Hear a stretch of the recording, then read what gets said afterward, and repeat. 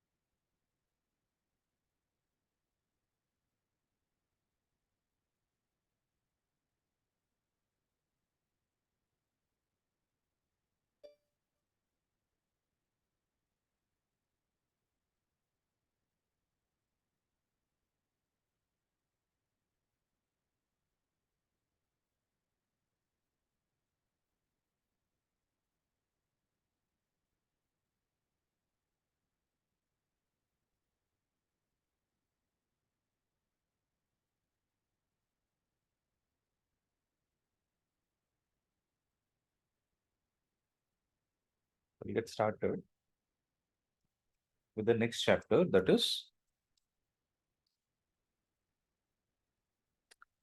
thermal properties of matter.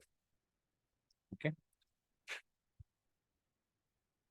So next chapter is going to be thermal properties of matter. So if you see the 9th chapter and the 10th chapter, they were called as the mechanical properties of matter, especially in the in the 9th chapter, what did we deal with? We dealt with the mechanical properties of solids, and in the 10th chapter, we dealt with the mechanical properties of fluids.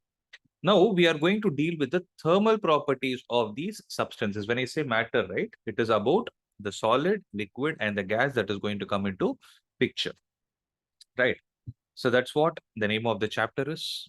Having said that, the first question is, when you speak about thermal, when you use the word thermal, right, the first thing that we need to answer is understand what exactly is heat. So when I use the word thermal, right, the first thing that comes to my mind is heat and temperature. So first I need to understand what that heat is all about, right?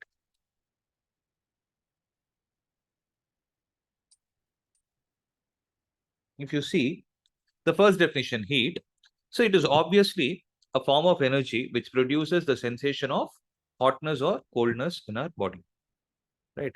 So generally, if you take an example, if we touch a piece of ice, then what is going to happen? We are generally hotter compared to the ice. So heat flows from our body towards the ice, and that is the reason why we feel cold. We are losing some energy.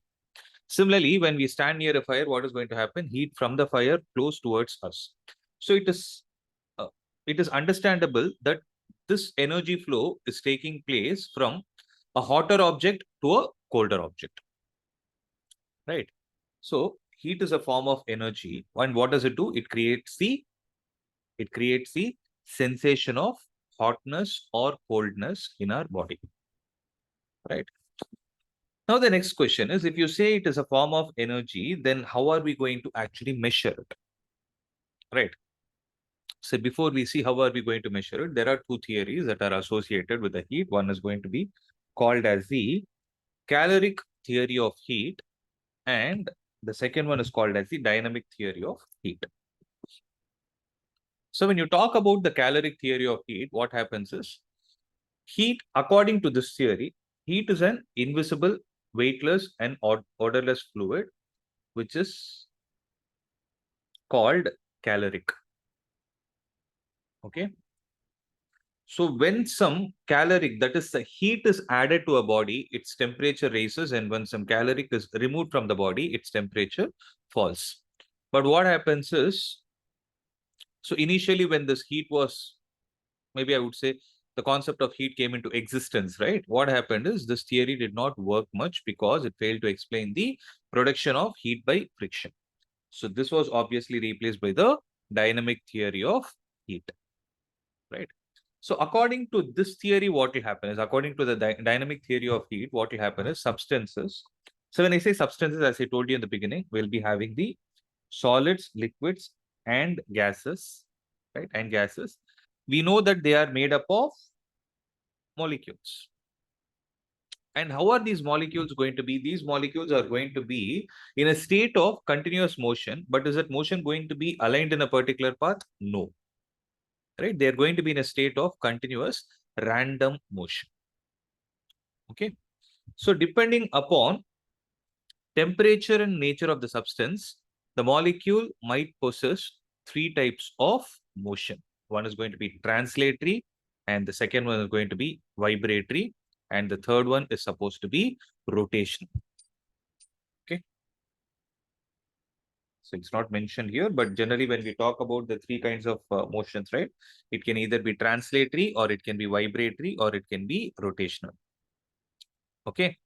So I hope you're able to understand. So what does the dynamic theory of heat try to explain is, whenever you need to explain the concept of heat, what we take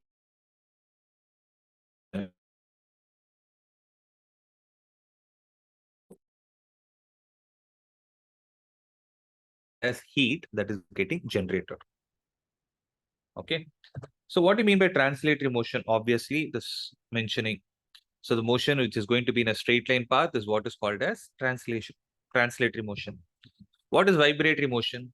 If there is a to and fro motion, if the particle is vibrating about a mean position, then you say it is a vibratory motion, right?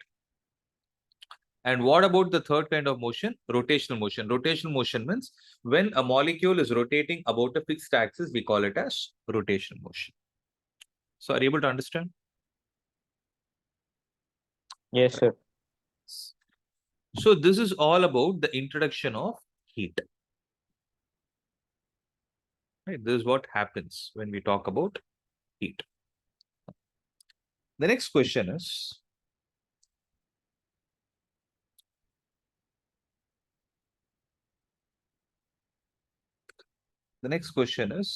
what are the different units of heat? So heat, we know it is a form of energy, which is going to measure the hotness or coldness of an object, okay, etc. But how are we going to measure this heat, and how are we going to communicate about heat to others? First thing is, when you talk about the CGS unit of heat, right, the CGS unit of heat is going to be calorie, and it is measured, it is calorie, and the symbol used is CAL.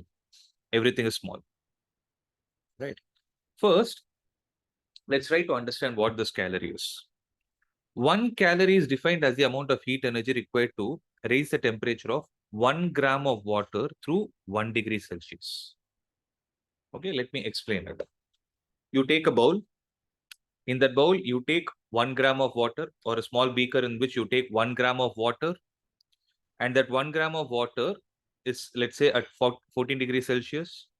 From 14 degrees Celsius to 15 degrees Celsius, if you want to increase it, you have increased the temperature of that water by 1 degree Celsius.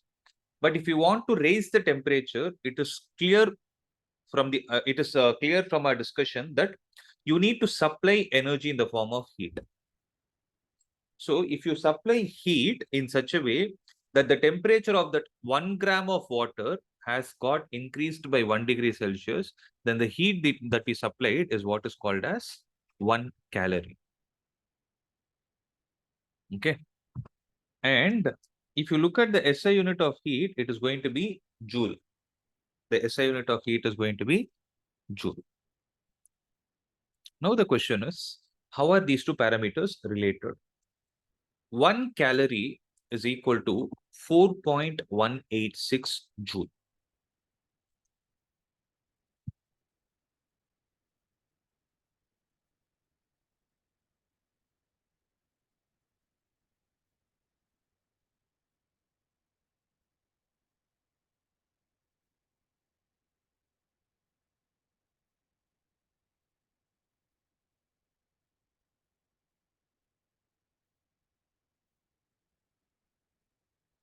Did you all finish writing it?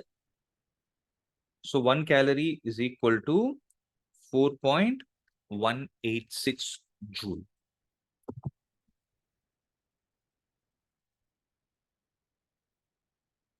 Okay. Yes, sir. So the next question here is,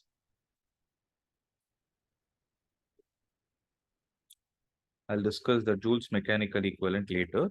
The next question is about temperature. So we are saying heat is a form of energy which is going to tell us about the hotness or coldness of an object. What is that hotness or coldness in specific called as? That is what is called as the temperature of an object. Right? So basically, what does temperature mean? Temperature is the degree of hotness or coldness of an object. Right? Now, when there are two bodies that are placed in contact, and let's say they have different temperatures, one is hot, one is cold, right? When two bodies, one hot and one cold, when they both are kept in contact with each other, you can understand that heat always flows from a body of higher temperature to the one of lower temperature. So the heat always flows from the object which is at higher temperature to the object which is at lower temperature. Okay. Right. So though we define temperature as the degree of hotness or coldness of an object, it can also be considered as the state variable. I'll tell you what a state variable is. So when I talk about a state variable, right, if you take a if you take a substance, you can speak about different parameters associated with it. So you can speak about its mass, you can speak about its volume, you can speak about under what pressure is that particular substance existing, at what temperature it exists, right? Like this, these are all the variables that are used to define the state of that substance. You're able to understand? Now the question is, if you talk about temperature as the measure of hotness or coldness of an object, can I say that temperature can be defined as a thermal state of an object which decides the direction of flow of heat energy? So is temperature not giving us an information related to the direction in which the heat is supposed to flow? Am I right? So it is obvious from the fact that if you want the heat energy to flow from now onwards, whenever our discussion starts, if I say heat is flowing, then what will be your understanding? You will say that heat always flows from an object at higher temperature to the object at lower temperature. Am I right? Yes, sir. No. That is one thing. And second most important thing is when I talk about the temperature, I can speak or have some information related to the kinetic energy of the particles present inside also. So that's what is called as kinetic interpretation of temperature. So what does the temperature, what is the information related to temperature give us or tell us? The temperature of an object is the measure of average kinetic energy of its molecules. So let me put the question like this. If there is an object which is at a higher temperature, listen to this question carefully. If an object is at higher temperature, what can you say about the kinetic energy of the particles or the molecules present in that system? I repeat, if an object is at higher temperature, what can you conclude about the temperature? What can you conclude about the kinetic energy of the particles present in that system? If temperature is more, is the kinetic energy going to be more or less? More, sir. It should be more. That is the meaning. That is the meaning of kinetic interpretation of temperature. See, it is obvious. Okay, let's think of water. Okay, you would have seen this. Let's say you take a bowl of water, you place it on a gas stove, right? When you switch it on, initially, will you see any bubbles in the water? Let's say it is at room temperature. Are you going to see any bubbles present in that water? No, sir. Obviously, no. Right? It is because the temperature is less. So the temperature is not sufficient enough for those particles to actually have a kinetic, for them to have a motion. Whereas when it starts boiling, you will be able to see those bubbles, right? So those bubbles are actually occurring. Is it not? Are they not occurring because of the fast motion of the particles? Right. So that clearly indicates that if the temperature is more, the average kinetic energy of its molecules is also going to be more. That is the reason why the temperature of an object is a measure of average kinetic energy of its molecules.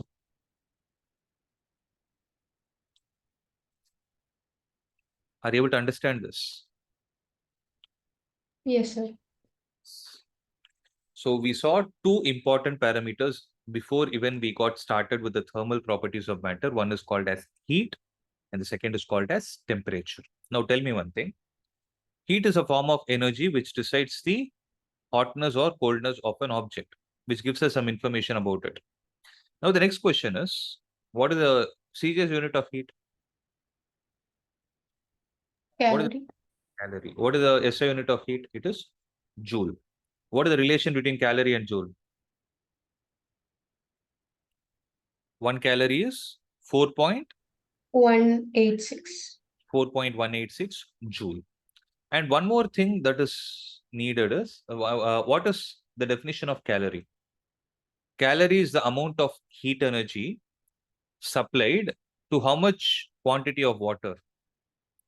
The amount of heat supplied to 1 gram of water to raise its temperature from 14 degrees Celsius to 15 degrees Celsius. For its temperature to raise through a value of 1 degree Celsius is what is called as calorie. Am I right?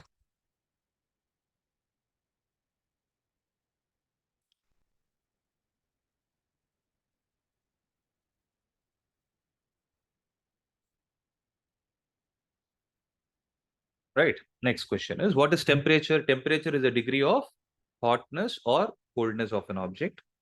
When two objects are in contact, we know that the heat will always flow from an object at higher temperature to an object at lower temperature. Right. So temperature can also be used or defined as a thermal state of an object which decide the direction of flow of heat energy, which decides the direction of flow of heat energy when one body is kept in contact with an other. Now, what can you say about the kinetic interpretation of temperature? The temperature of an object is the measure of average kinetic energy of its molecules. So more is the temperature, more will be the average kinetic energy. It is not the kinetic energy of individual molecules, it is the average kinetic energy of all the molecules put together. Right. Next. The next point that we are going to see is thermometry. Okay, metry means measurement of something. Thermo refers to temperature. Right. So for Yes, that, sir. yes. So if you look at, we all know this, right? How are we going to measure the temperature of an object of a body? For example, we want to check the temperature of our body. We use a thermometer. So any device used to measure the temperature of an object is called as a thermometer. All right. And what is going to be the principle of thermometer? So thermometer makes use of some measurable property. Measurable property of a substance which change linearly with temperature. Okay, there is some measurable property of a substance which will change linearly with temperature. Right. So what is generally, you know, right? You would have seen the old thermometers. What you will have some liquid inside. You know what that liquid is? Mercury. Mercury. Right. So generally what happens is the thermometric properties of different substances and the corresponding thermometer are as follows. See, for example, the most commonly used one is a mercury thermometer. When I talk about a mercury thermometer, liquid length of the liquid column in the capillary, you will be able to see a very small, very thin tube inside a thermometer. And as the temperature of the body is being measured, when the temperature keeps increasing, right, you can see that the mercury level will get raised, and wherever it stops, right, that will give you the reading. Right. Next is you have something called as a constant volume gas thermometer. So that is by keeping the pressure of a gas at a constant value, you can measure the temperature. Then there is something called as constant pressure gas thermometer. So you will change the volume of the gas by keeping it at constant pressure and measure the temperature, right? Then you have something called as platinum resistance thermometer, which is measured with the help of electrical resistance of a metal wire, because resistance of a metal wire will also change with temperature. You can see an expansion or compression in the metallic wires. Metals generally expand on heating. Okay, then you have something called as a pyrometer, which is called as a which is going to use the principle of radiated power. Okay, so this is just an idea of you to understand what a thermometer is. Okay, see, these are all basic introductions. Okay, I've not yet gotten into the points related to this topic. Okay, next. So in the first slide,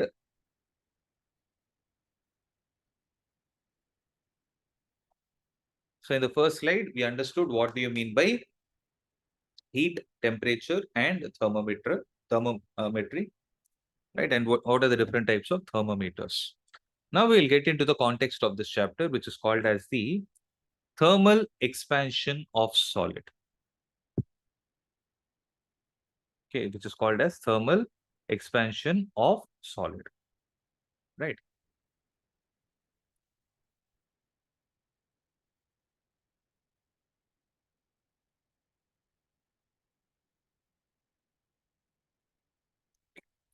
Now, I'll give you some theory related to it. So whenever you talk about the thermal expansion of solid, right, we talk about three important parameters. Just a minute, let me check.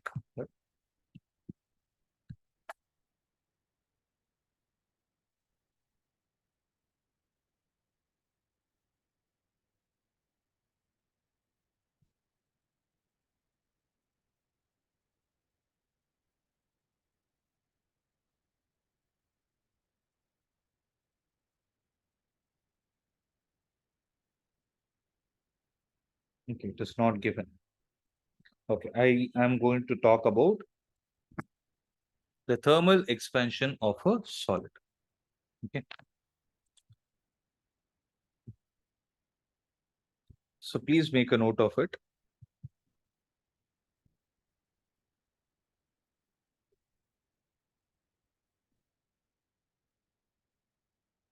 So when I talk about the thermal expansion of a solid, if I take a linear metal, for instance, okay, if I take a metal surface which is linear and it has a length of L0, okay, now this is being supplied with a temperature so that the change in temperature from its initial state is delta T. Now, let's say you added some heat to it. When you did that, right, what will happen is you can see that the length of this conductor will change by delta L. And this will be L0. So you're able to see that delta L is getting added to L0, right? See, the increase will also be not very high. So the name of the topic is very clear: thermal expansion of solid. So I take a linear conductor or a linear metal and I supply temperature to it, right? Means I'm trying to heat that object, due to which what will happen is there will be a slight increase in the value of its length. So what I can do is I can say that the change in length is observed to be directly proportional to the initial length of the conductor, that is L0. And the change in length is observed to be directly proportional to delta T. What is it? Delta L is directly proportional to its initial length, and delta L, that is the change in its length, is directly proportional to the change in temperature. So when I combine these two, I will say delta L is proportional to L0 into delta T, and delta L will be equal to alpha times L0 into delta T. So I want you to be very clear that here, this is alpha, and everywhere else, whatever I've used is the proportionality symbol.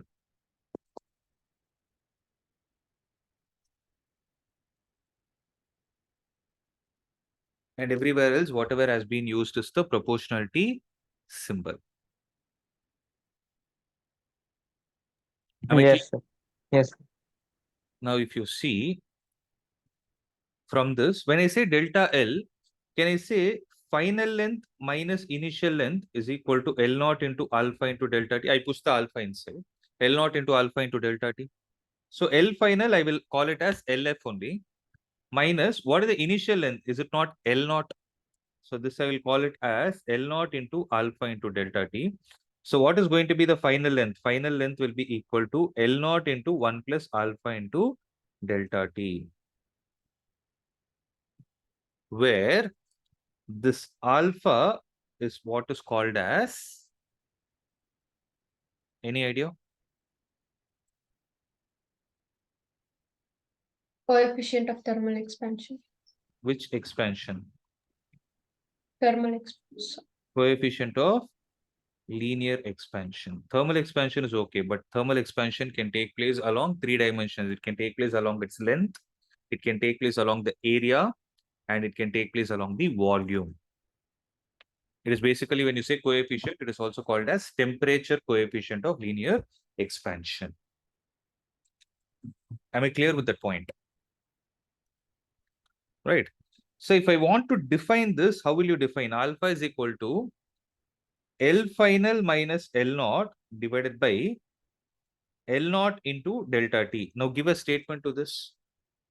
Is it not change in length divided by original length into change in temperature? Is it not change in length divided by original length into change in temperature?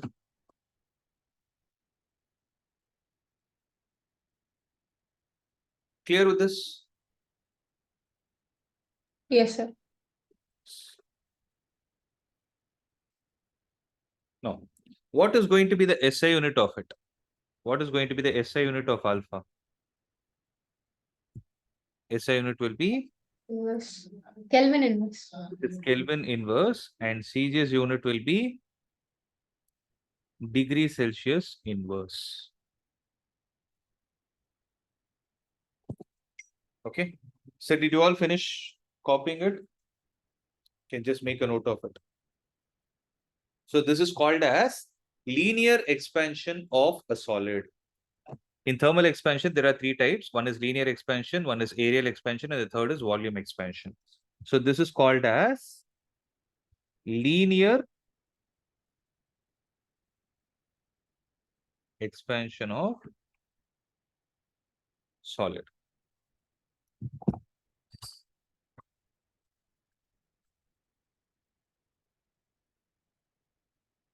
Okay, make a note of it.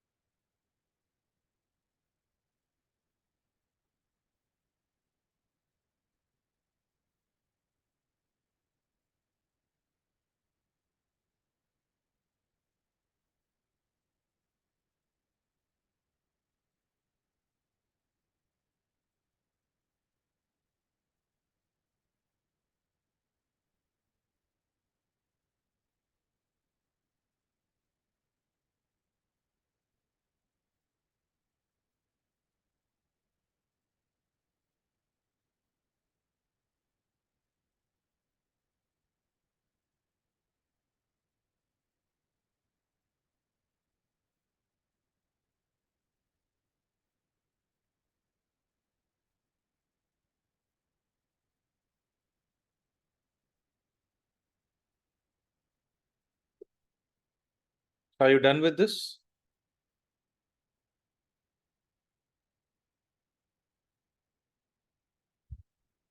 Yes, sir.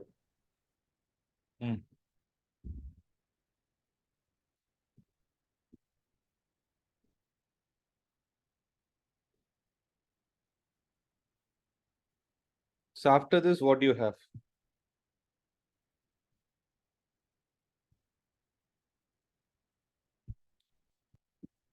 I told you already. Then you have something called as, Area expansion. so one dimension is over, now two dimension, which is called as the superficial expansion.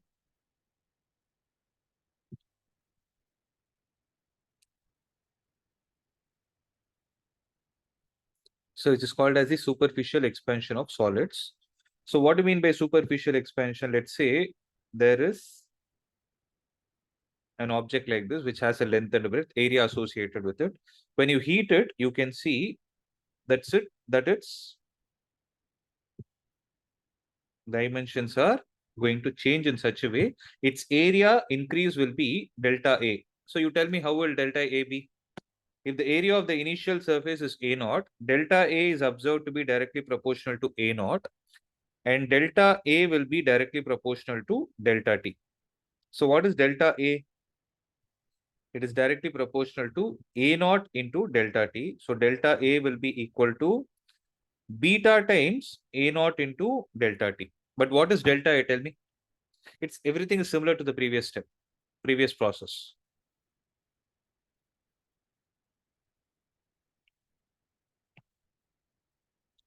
So can I write it as A final minus A naught is equal to A naught into beta into delta T? This implies A final is equal to A naught into 1 plus beta times delta T.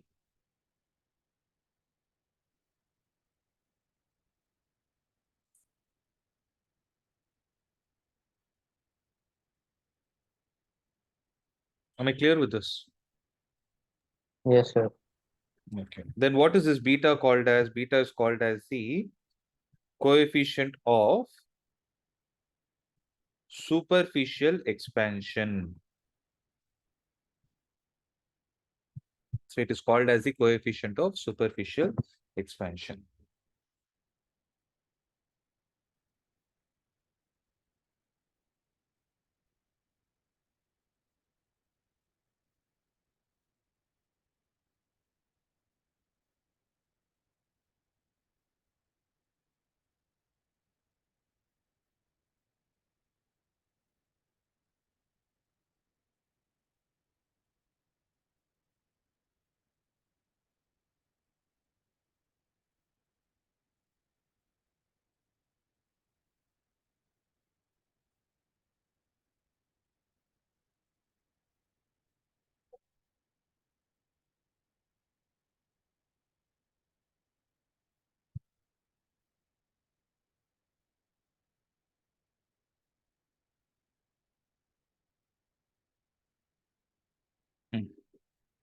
So how will you define this beta as? Beta is equal to A final minus A naught divided by A naught into delta T. So how will you write it as? It is the change in area divided by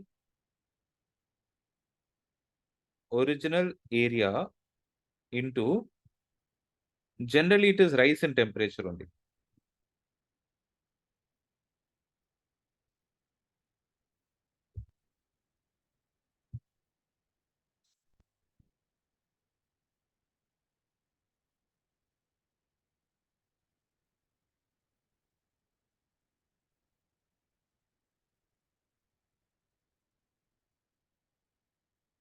Okay. Again, for beta also, the unit is going to be Kelvin inverse or degree Celsius inverse.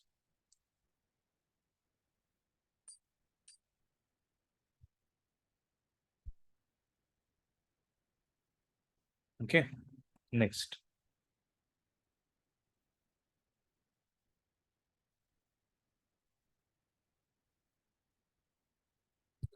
The next is going to be volumetric expansion of solids. So what happens here?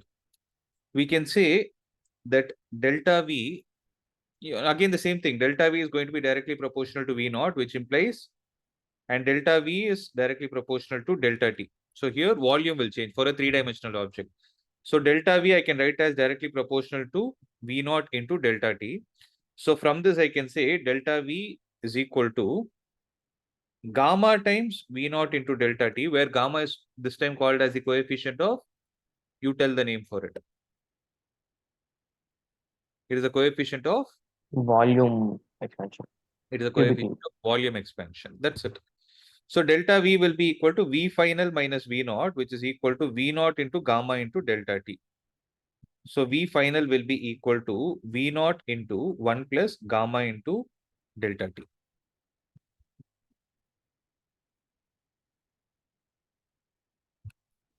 Okay. Now what will be the value of gamma? Gamma will be Vf minus V naught divided by V naught into delta T, or it is the change in volume divided by original volume into rise in temperature. Okay, change in volume divided by the original volume into the rise in temperature.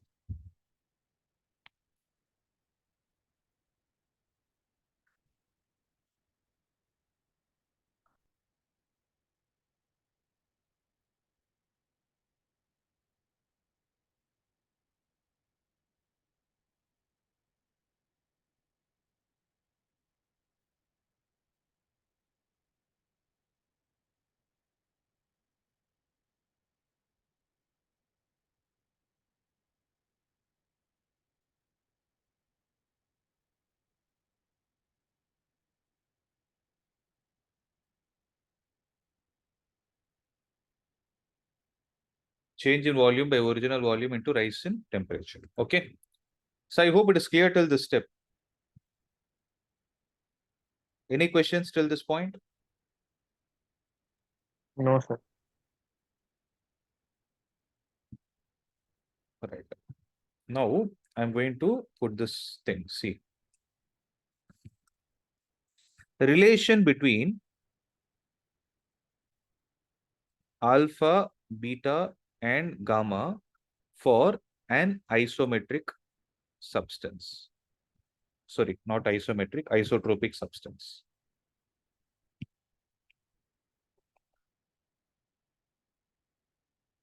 For an isotropic material. Now see, listen to this carefully, okay?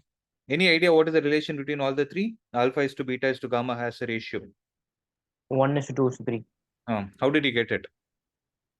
Sir, A will be L square Correct. and A dash will be L dash square.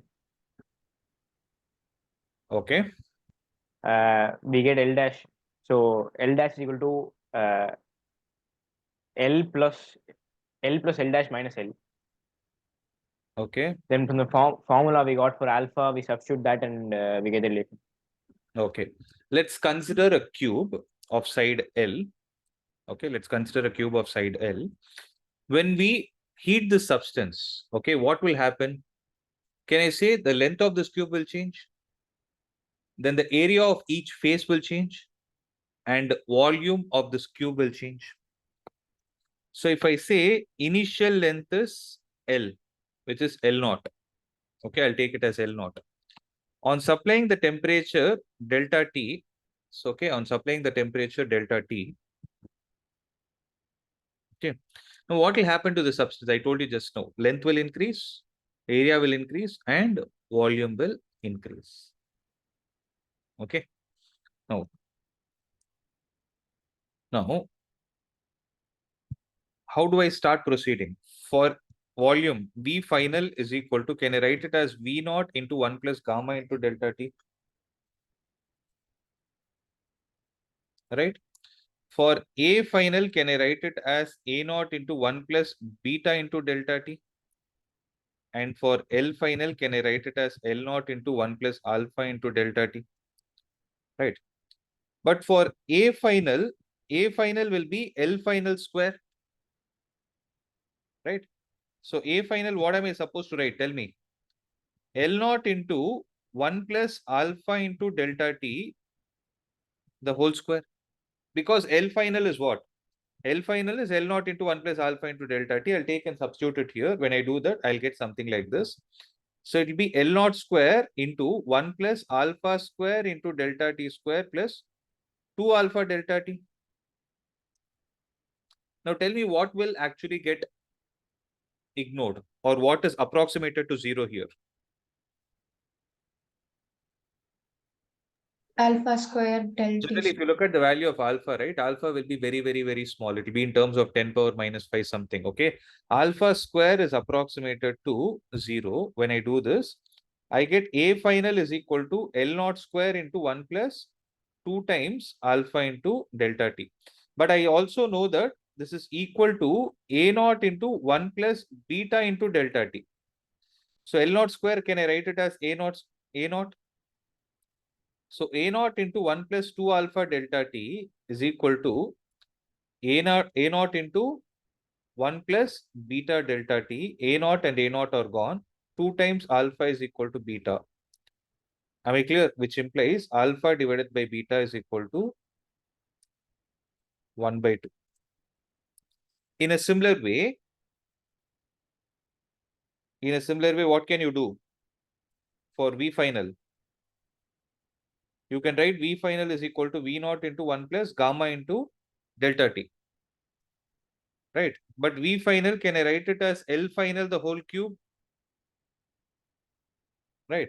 In the place of L final, what should I substitute? L naught into 1 plus alpha delta t. If I put the cube of this will become L naught cube into, what is A plus B the whole cube? A cube plus 1 plus alpha delta t the whole cube plus 3 alpha delta t plus 3 alpha square delta t. Sorry, 3 alpha delta t square and 3 alpha square into delta t. Now what will get cancelled? Alpha del t cube and 0. 3 alpha square del t. This will also be 0 because alpha is a very, very, very small value.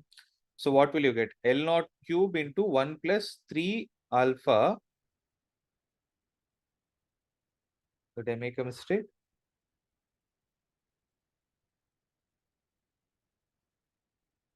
It should be only.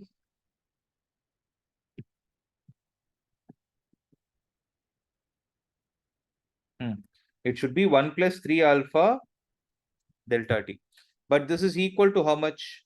V naught into 1 plus gamma delta t. But in the place of V naught, what can I write? I'll write it as L naught cube into 1 plus gamma delta t. So L naught cube and L naught cube will get cancelled. Gamma will be equal to 3 alpha, which implies alpha divided by gamma is equal to 1 by 3. So alpha divided by beta, or I can put it like this, alpha is to beta is to gamma will be equal to 1 is to 2 is to 3. Okay. So I hope it is clear. So even if you know it, I would suggest you just write it one more time for practice. Write it quickly.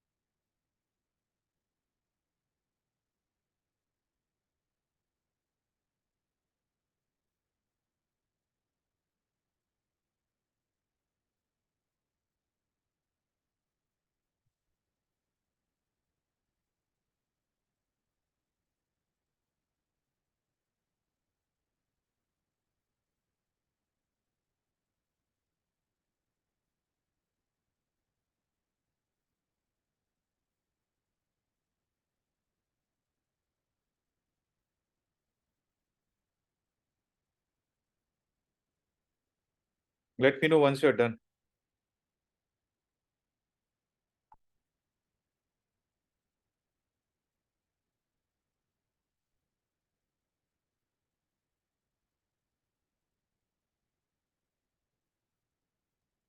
Done, sir.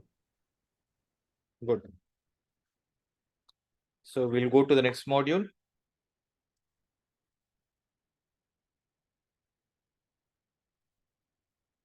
Okay.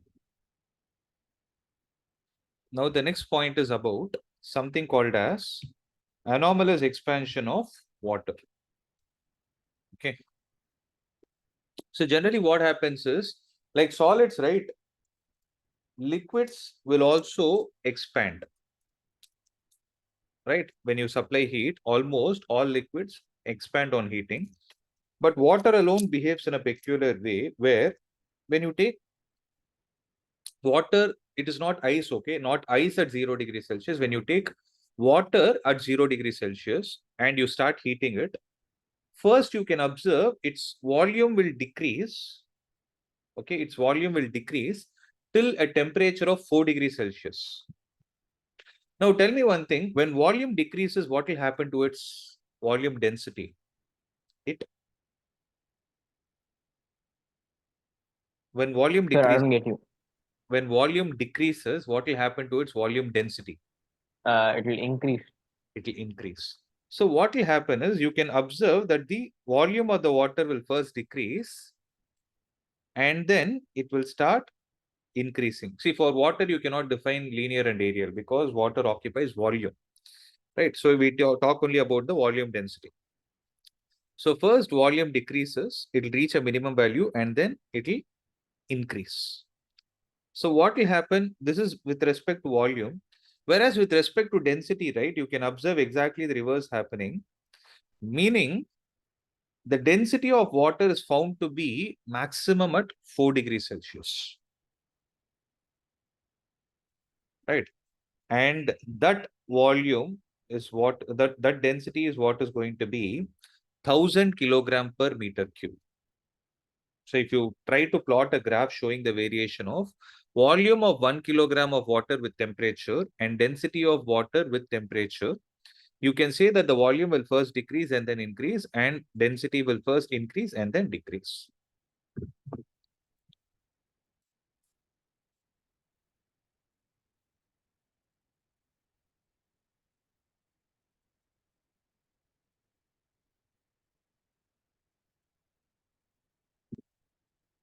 Okay.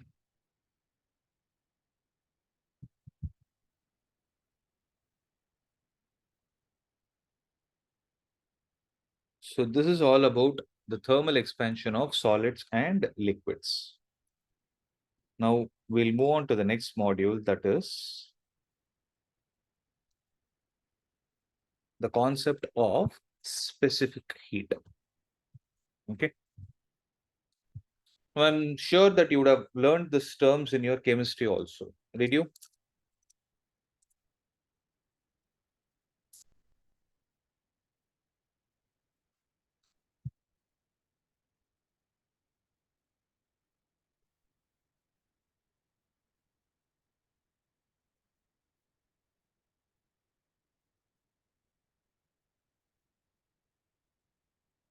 Did you learn these terms in chemistry? Not yet, sir. Not yet. Okay. But do you have an idea of what the specific heat is all about? Yes, sir. Okay. So what is that specific heat? If we want to increase the temperature of a substance by 1 degree Celsius, right? So there are two kinds of heat capacities we'll be talking about. One is called as specific heat capacity and the other is called as thermal capacity. So specific heat is also known as specific heat capacity. A specific heat capacity is also known as specific heat, right? So what this means is, if you take unit mass of a substance, right? You take unit mass of a substance and raise the temperature of that substance by 1 degree Celsius, we need to supply some heat, right? I repeat it, listen to this carefully. You take unit mass of a substance, and to that unit mass of the substance, you are giving some temperature. You're supplying some heat, due to which the temperature of that substance gets raised by 1 degree Celsius. Then the amount of heat that we supplied is what is called as specific heat capacity. Did you understand what I told? Yes, sir. So what is it? It is the amount of heat required to raise the temperature of unit mass of a substance through 1 degree. Okay. So for specific heat capacity, you use the symbol C. It is the amount of heat required to raise the temperature of unit mass of a substance through unit temperature change. It is going to be Q divided by M into delta T. Am I clear with that? Now, what is going to be the SI unit of it? SI unit of it will be joule per kilogram per Kelvin, or it is joule, kilogram inverse, and Kelvin inverse. Did you understand this? This is going to be the CGS unit. Then what about the, sorry, this is going to be the SI unit. Then what about the CGS unit? It will be calorie per gram per degree Celsius.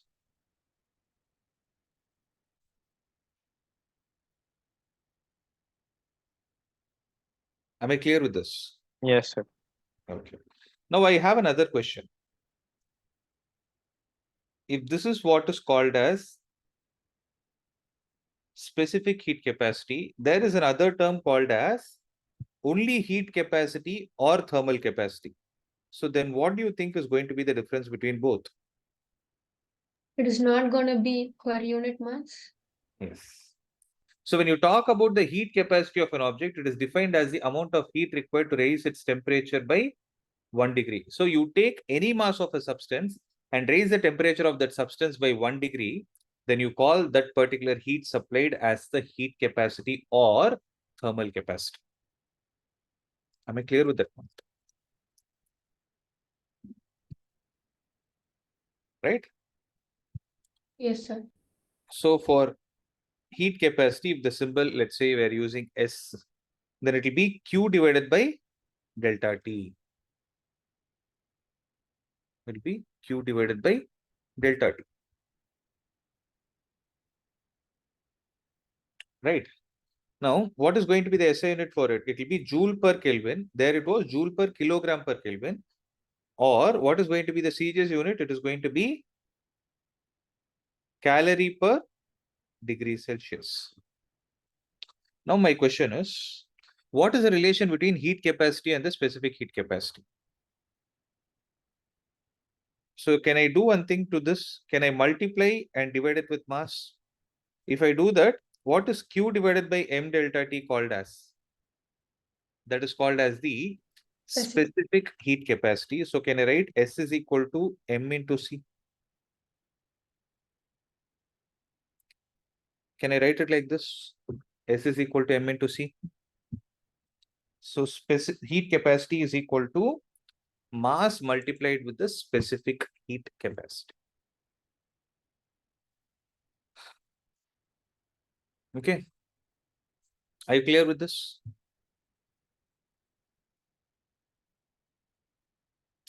Give me a confirmation. Yes or no? Yes, sir. Yes, sir. Okay. The next branch of science or physics that we are going to learn is calorimetry. Okay. So calorie refers to the unit of heat. Metry refers to measurement. So what is calorimetry? It is a branch of physics that deals with the measurement of heat. Correct. So the branch of physics that deals with the measurement of heat is called as calorimetry. So there is something called as principle of calorimetry or the law of mixtures. Right. Now tell me one thing. Let's say this hand is at a higher temperature and this hand is at a lower temperature. My left hand is at higher temperature, right hand is at lower temperature. If I bring them in contact with each other, what will happen? There will be a flow of heat from left to right hand. left hand to the right hand. The question I have in my mind is, till what time will this process continue? Is it going to be a lifelong process? Till both of them reach the same temperature. Yes.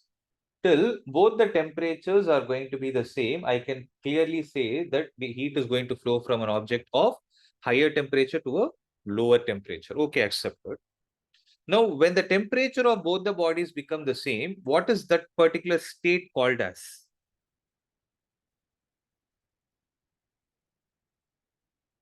What do you call that state as? Equilibrium. What equilibrium? Mechanical? Thermal equilibrium. Yes. So when there is a possibility, or when there is a situation where the temperature of both the objects is going to be the same, first thing that you can observe is heat flow is going to stop, and that situation is called as thermal equilibrium. Right? That is what the principle of calorimetry has to state here. There is another way of stating it also. There is a mathematical way of stating it also. But before that, let us see what the theory has to tell us. When two bodies at different temperatures are placed in contact with one another, heat flows from the body at higher temperature to the body at lower temperature till the two bodies acquire the same temperature. Right? Till they acquire the same temperature. So can you please make a note of that?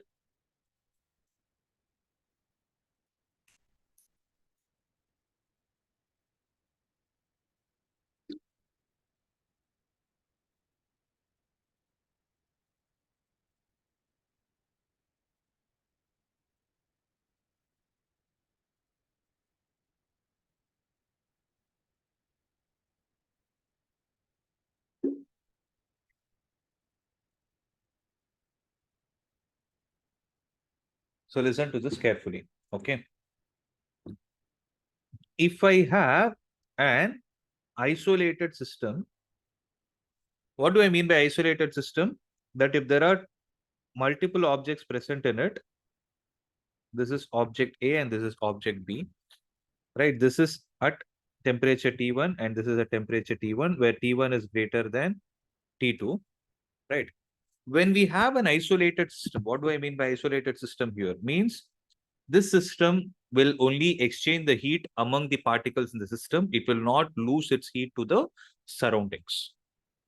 Okay, if this kind of a system exists, right, then I can say, now I want you people to think and tell me, what is the way in which I can speak, or what is the language in which I can speak about a substance losing its heat and the substance gaining heat?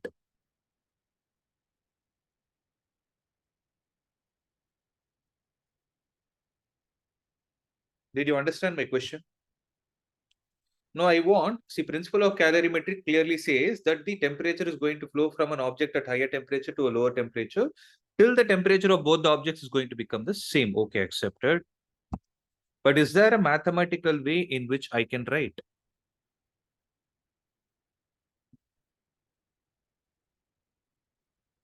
So can I state something like this? In an isolated system, heat lost by the hotter object is equal to heat gained by the colder object.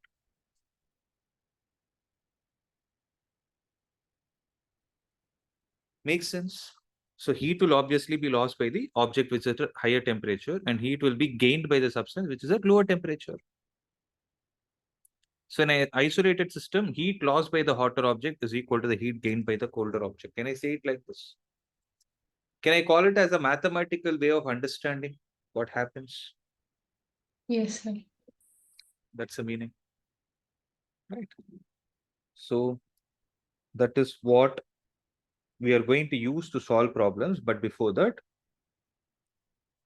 since we understood what a calorimetry branch and principle of what is the branch of physics which is called as calorimetry, and we understood what is the principle of calorimetry, we need to understand one thing.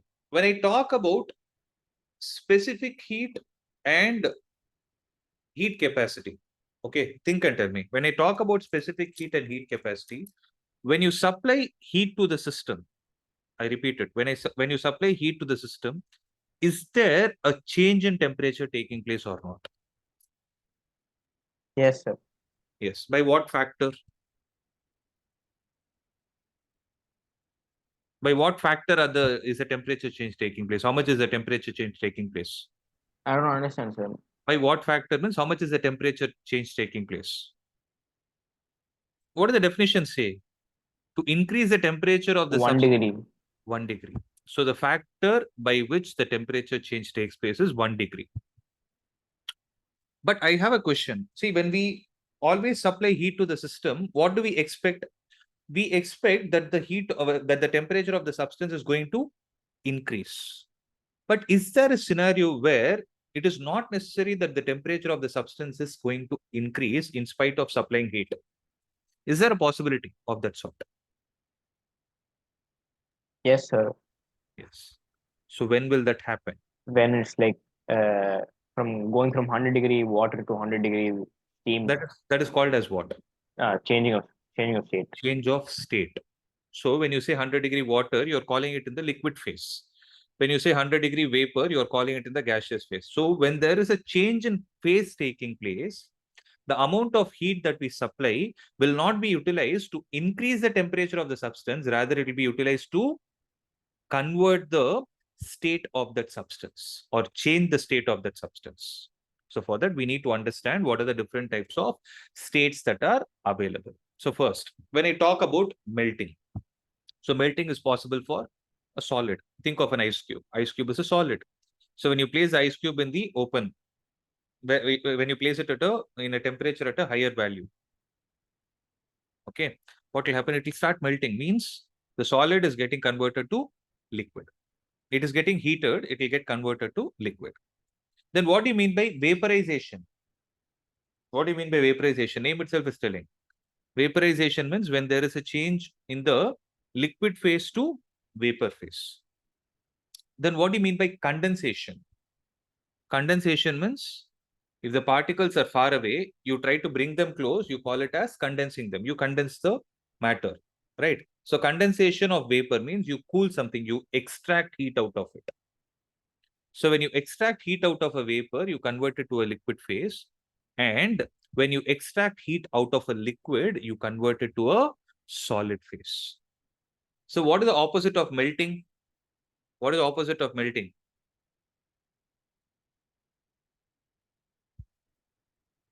Listen to my question carefully. What is the opposite of melting?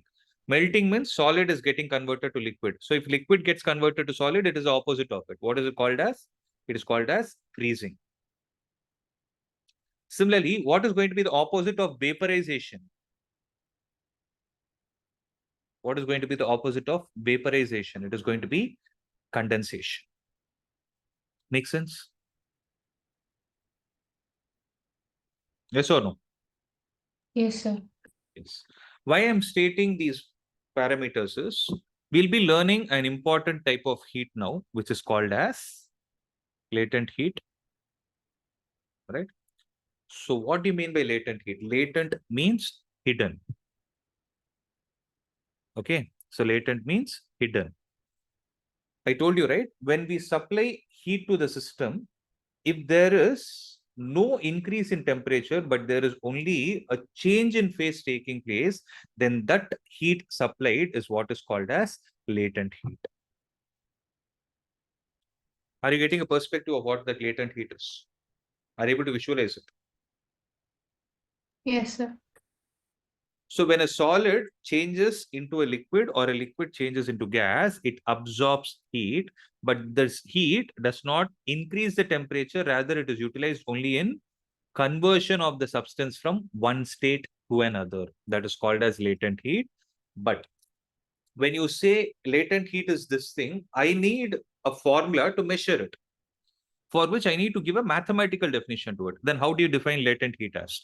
It is the amount of heat required to change the state of unit mass of a substance at constant temperature. right? So if you want to change the state of unit mass of a substance at constant temperature and pressure also, constant temperature and pressure, then you call that as the latent heat of the substance. So the amount of heat required to change the state of unit mass of a substance at constant temperature and pressure is what is called as latent heat of the substance. Makes sense?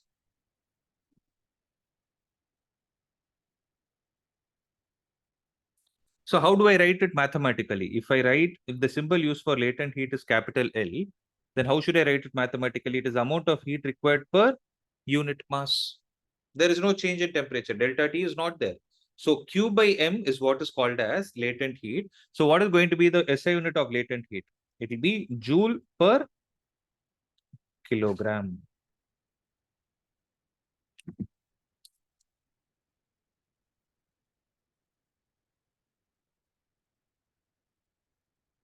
It is going to be joule per kilogram.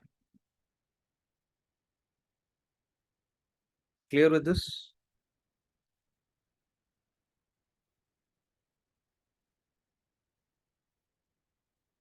Right? Now, the question is, when I say latent heat is utilized only to change the state of a substance, now I have different kinds of changes of phase that is taking place. One is called as melting, one is called as freezing, one is called as vaporization, and one is called as condensation. So can latent heat be further classified into different types? Yes, we can do it. How do you do it?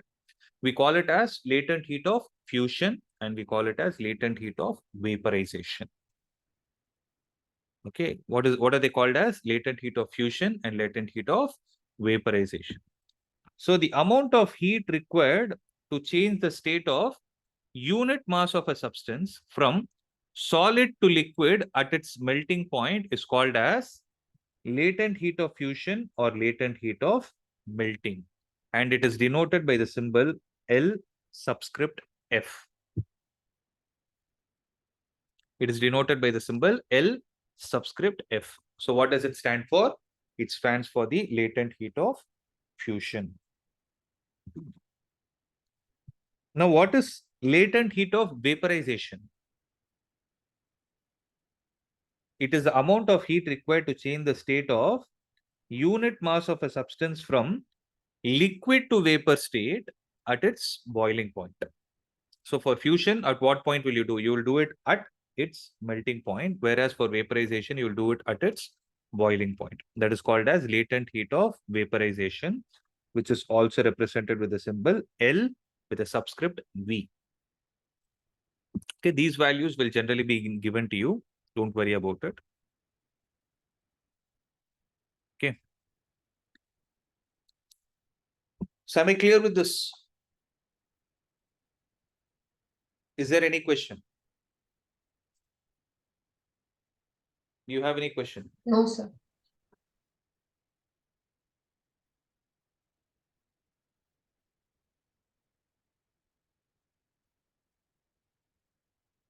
Okay. Now let us think of a situation like this. Let's say we take 1 kilogram of ice, which is at minus 20 degrees Celsius. So there is 1 kilogram of ice, which is at minus 20 degrees Celsius. And you are converting it to steam at 130 degrees Celsius. Okay. Now tell me, what are all the, let's say you need to use some heat to do this process. It is not going to happen naturally. You have a solid which is at minus 20 degrees Celsius. You want to convert it to a vapor at 130 degrees Celsius. For this, you definitely need to supply some heat.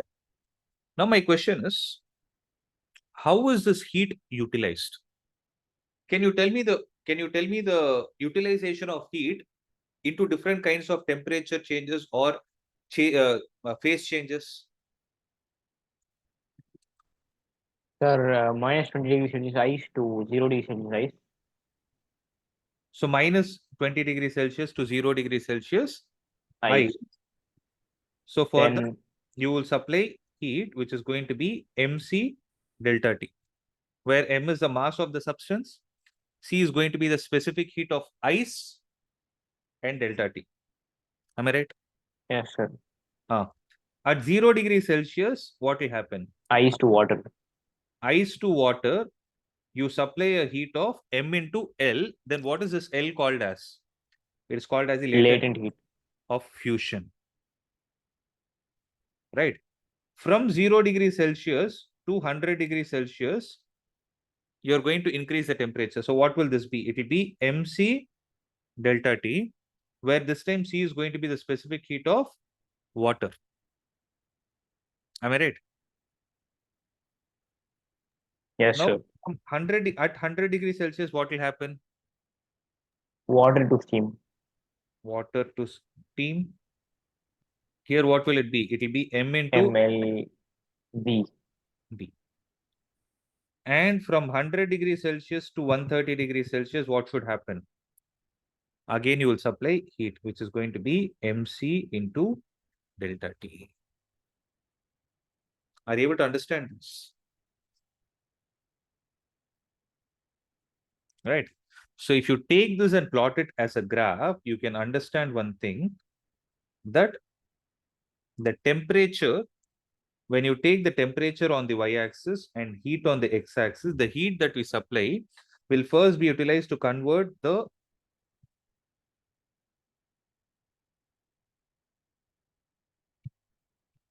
will be first utilized to raise the temperature of the substance from -20 to 0.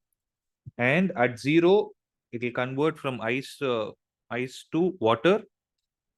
And from 0 degree water to 100 degree water, you will utilize some heat.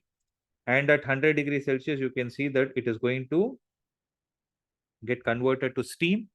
And then again, you can see that there will be a rise in temperature. So wherever there is no temperature rise, you're going to draw a line which is parallel to the x-axis, because it represents the constant temperature phase.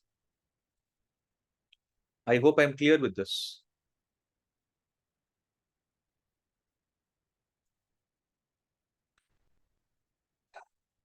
Am I clear? Yes, sir. Good.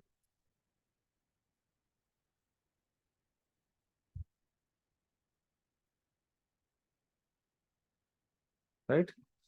So with this, we have actually completed. This chapter is actually broken into, I would say, 3 parts. Okay, we have actually completed the first and the second part. The first part is about the thermal expansion. Second part is about the specific heats and the latent heat. And the third part is about the heat conduction. So we need to speak about how the heat is being conducted within the solids. Right. So that I think we'll do it in one more class. So that is by the next session, I'll be able to do it. Right. So is there any question till here? No, sir. Okay. If there are no questions, we'll wind up.